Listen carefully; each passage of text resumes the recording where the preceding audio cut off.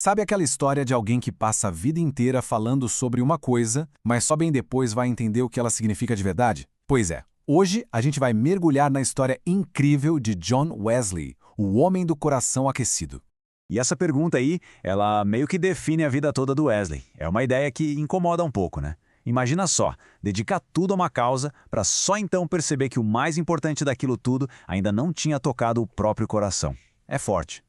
E essa é a história do John Wesley. Pensa num cara que era um pastor, um missionário ou um religioso exemplar em tudo. E, numa ironia que só pode ser divina, ele era um homem que, mesmo com toda essa dedicação, ainda precisava passar pela transformação mais básica de todas. Bora entender isso melhor. Então, vamos começar por essa contradição, né? Como é que pode alguém estar tão dentro da religião e ao mesmo tempo se sentir tão longe de tudo? Para a gente entender o Wesley, a gente precisa voltar no tempo. Pensa na Inglaterra do século XVIII. Oficialmente, todo mundo era cristão. Mas, na prática, a fé era mais uma tradição, sabe? Não transformava ninguém. A igreja era uma coisa fria, para a elite, bem longe do povão. A espiritualidade parecia, sei lá, anestesiada. É nesse cenário todo certinho, organizado, mas meio vazio, que o Wesley aparece. E isso leva a gente direto para dentro dele, para uma coisa que a gente podia chamar de religião do medo. Porque por fora, nossa, ele era perfeito, mas por dentro a história era bem diferente. Dá uma olhada nesse currículo. John Wesley era o pacote completo. Sério, o cara era super disciplinado, professor na famosa Universidade de Oxford, foi missionário lá nas colônias americanas, era rigoroso com o jejum, com oração. Ele era literalmente obcecado em ser santo. Ele fazia tudo certinho, sabe? Como manda o manual. Mas aí que está a grande contradição. Por fora, uma vida super religiosa. Por dentro, um coração que não tinha paz com Deus. Ele servia por pura obrigação, cheio de insegurança sobre a própria salvação. Pregava com disciplina, claro, mas obedecia por medo. A religião para ele era um peso, um esforço constante, e não um lugar de descanso. Mas aí, alguma coisa acontece. E essa virada é o ponto central de toda a história dele. A gente chega naquele momento em que o coração dele é, nas palavras do próprio Wesley, estranhamente aquecido. E o cenário, olha, não podia ser mais normal. Era uma noite qualquer, numa reunião pequena, numa rua chamada Aldersgate, lá em Londres. O Wesley estava lá, ouvindo meio a contragosto a leitura de um texto do Martinho Lutero. Não teve luz do céu, não teve nada de espetacular. Eram só palavras sendo lidas em voz alta. E foi bem ali, naquele momento, que ele teve a experiência que o levou a escrever a frase que mudou tudo. Senti meu coração estranhamente aquecido. É uma descrição tão simples para uma revolução interna tão gigante. E aqui está o clique da coisa toda. Ele finalmente entendeu.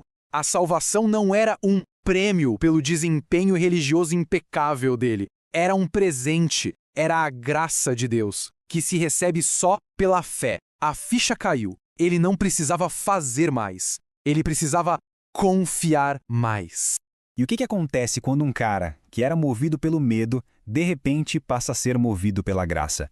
Acontece uma explosão de propósito. A missão dele simplesmente transborda e se expande para o mundo todo. Agora, quem acha que a vida dele ficou mais fácil depois disso, está muito enganado. Foi justamente o contrário. Depois dessa experiência, aí sim os problemas começaram pra valer. As igrejas tradicionais viraram as costas para ele. Foi criticado, chamado de emocionalista, de fanático e foi até proibido de pregar dentro dos templos.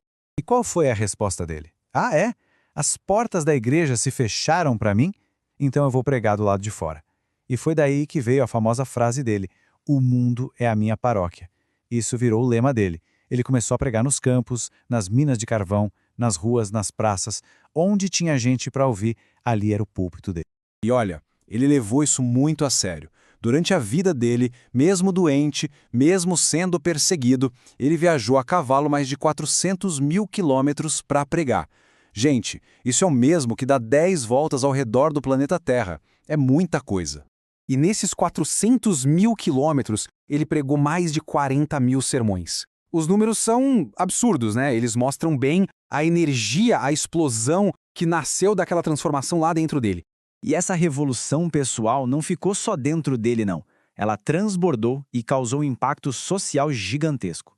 A fé do Wesley não era de ficar presa entre quatro paredes. Ele fundou o metodismo, um movimento focado numa santidade mais prática. Mas o impacto dele foi muito além disso. Ele abriu caminho para a educação dos mais pobres, defendeu a reforma das prisões, foi uma voz importante no movimento contra a escravidão, combateu o alcoolismo, ele gerou uma renovação moral na Inglaterra inteira. E tudo isso sem arma, sem guerra. Foi uma revolução que começou no coração.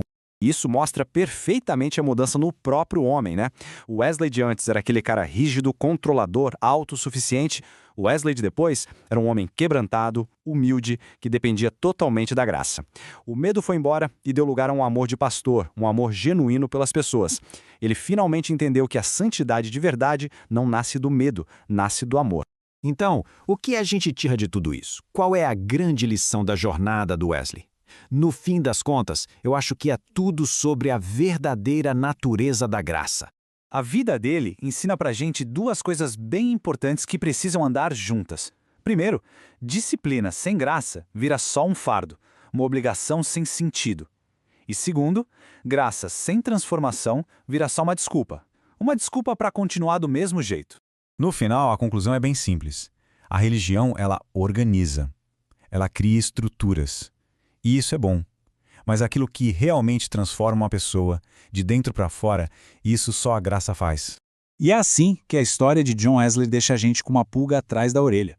Talvez a pergunta mais importante não seja como ser mais religioso ou como cumprir mais regras.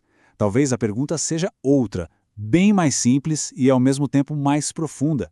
Será que o coração está pronto para ser aquecido de novo?